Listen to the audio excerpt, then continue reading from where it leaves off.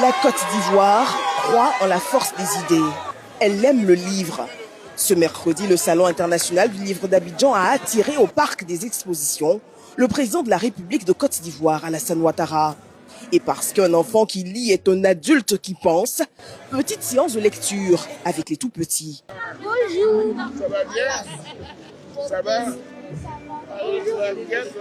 Alors, qu'est-ce que tu fais? On lit. Tu lis? Alors, qu'est-ce que tu lis, dis-moi? Zoukou, le secret de Zoukou. Et ses frères. Il avait gardé pour lui les plus grands et les plus riches portions. Et ça, c'est pas gentil, ça. Oui. Cet événement littéraire majeur du pays ambitionne depuis 16 éditions de promouvoir le livre et la lecture auprès du grand public.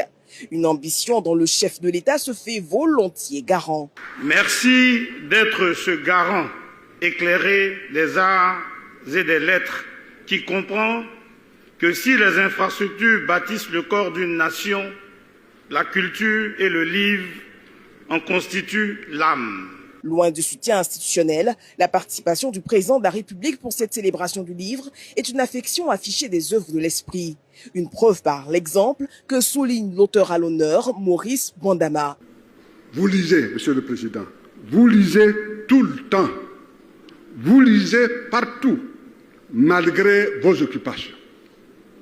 Vous confirmez ainsi l'adage selon lequel les grands hommes et les grandes femmes, ce n'est pas Madame Bessi Yamel qui me contredira, sont de grands lecteurs et de grandes lectrices.